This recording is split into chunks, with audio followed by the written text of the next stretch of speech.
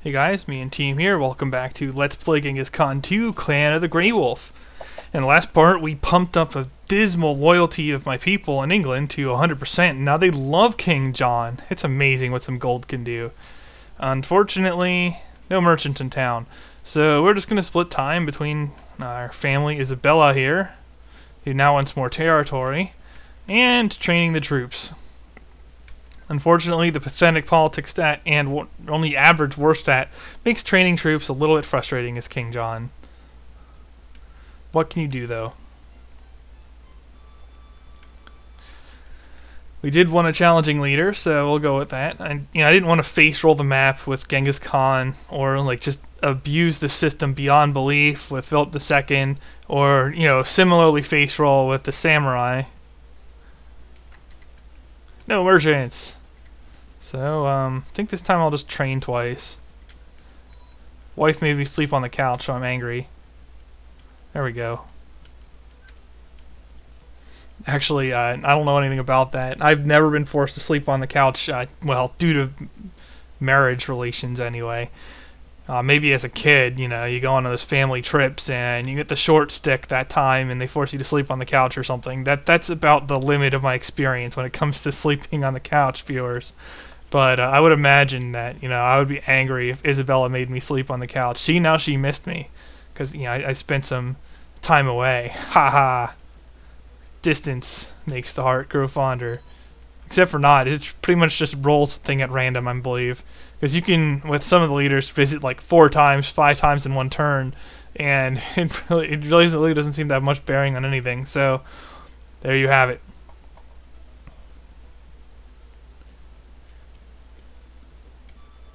Seljuks won the war.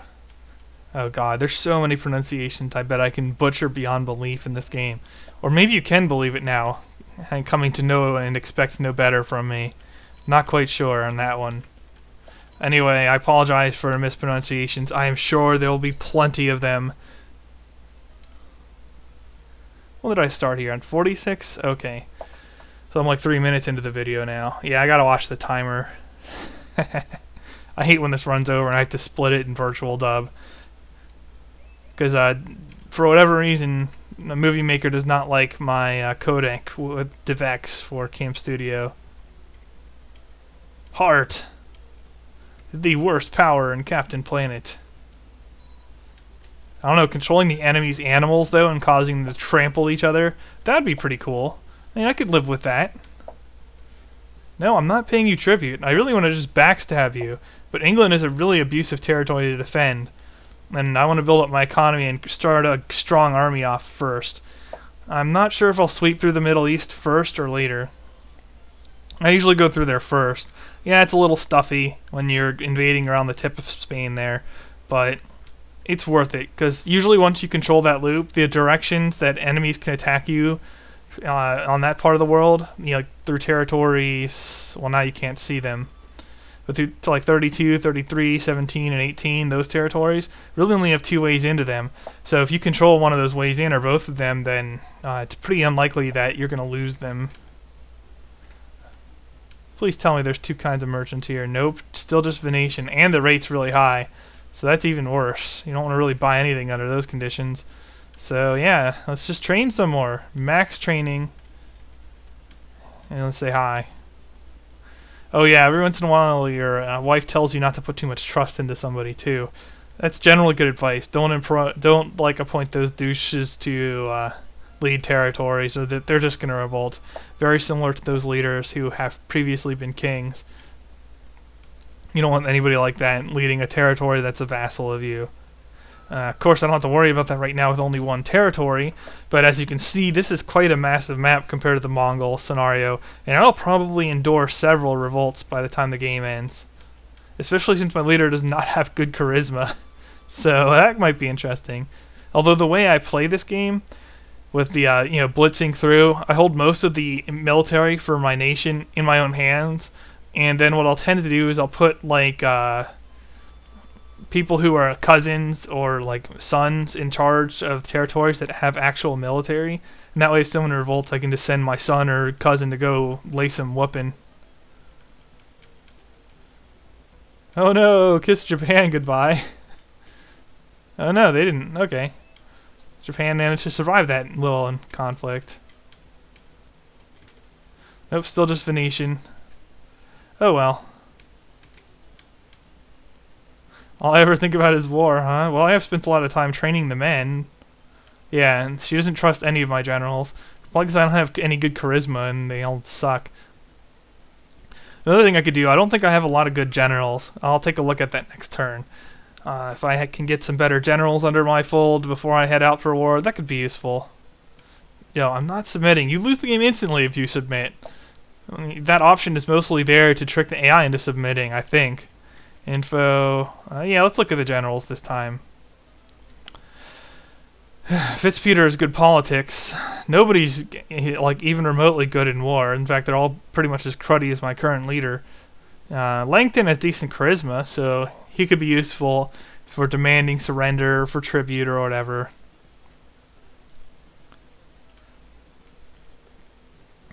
And you can just recruit generals too. Yeah, but you see, you tend to get guys like this, and Melman here is about as competent at any of these things as I would be if they warped me back in time, and he's just max suckage. He's okay body points. You wouldn't mind a whole lot if like you just let the AI randomly appoint somebody to a territory and you got someone like that, because he does at least have enough body points to perform any one action once, but that's still not a good leader. Anyway, yeah, let's demand surrender from this. And send Langton. Yeah. And they will probably reject. Oh no, they sent me some money. Well, there you go. Now I'm happy. You're much more likely to get that from like a random vassal leader than you are from like a king too, I believe. That's anecdotal, but pretty much any information you find on this game is anecdotal as far as I can tell. So I guess my word's as good as anybody's. No merchant. Yeah, and I'll just gradually accrue gold at this rate. I would like to do something to speed that up, but I don't really have much options in terms of that. Yeah, that's decent, I guess.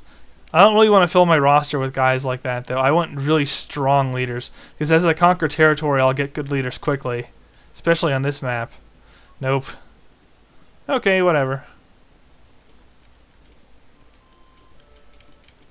More wars out there. Oh. I'm not giving you my money. It's like Philip II is a telemarketer or something. Oh, man. There you go. Japan's off to a smashing good start. I'll track mud wherever I want to. Well, I won't finish that. No merchants. Okay, well, let's pay the family a visit again. Isabella of Spain? No. No, apparently not. That'd be fun, though. I'll share your religion anytime. Haha. Zing. You know, I've always wanted to like have a mod for this game where you could just play as like a random leader. Like, I'll start off in territory too. I didn't see if that was a boy or a girl. Was that a boy or a girl? Well,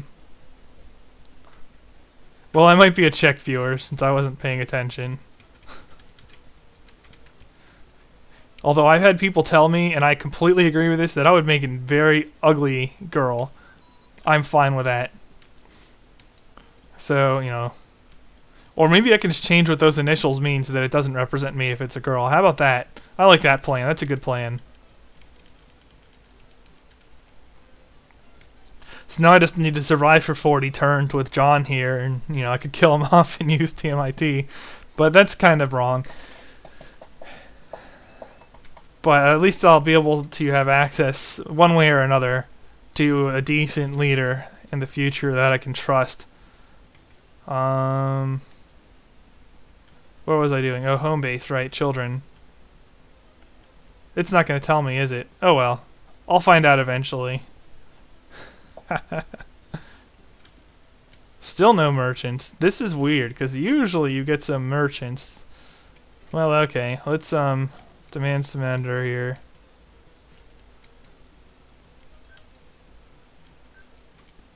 Oh, we got ignored.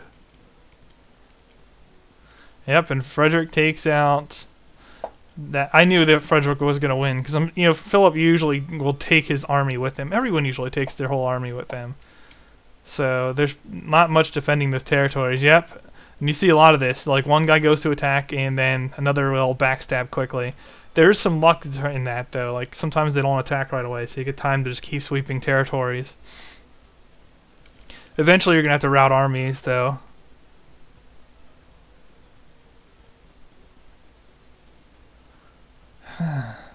It's just amazing to me how Mongols can lose their home territory like that. And now the Qin Empire is essentially the Mongols. But, it's not over there yet. And anyone can still emerge. Yeah, see? They'll chop at each other for a while. Sometimes, like a really strong 10 territory empire will emerge. Sometimes nobody ever emerges.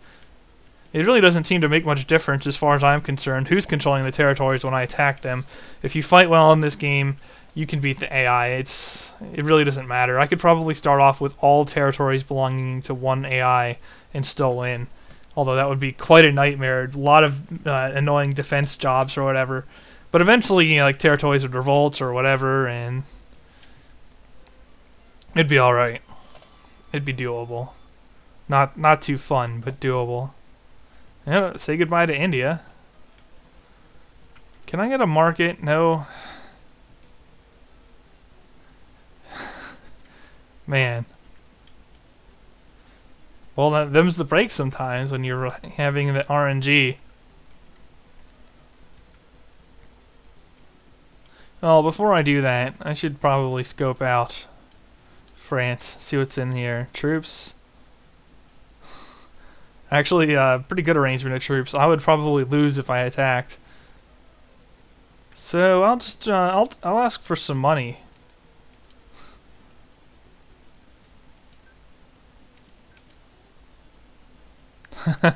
Not surprising.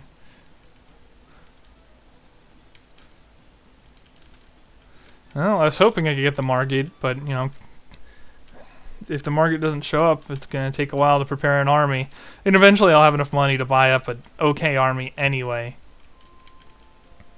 Maybe kill some off and then get surrendered and gradually take enemy knights into my army.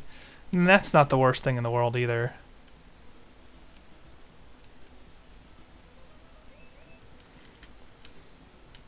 Still no merchants. And the reason I don't want to recruit soldiers right now is because it's kind of... It'll decrease my population and income. So... And also, let's look at recruiting units. The cheapest guys are probably the pikes.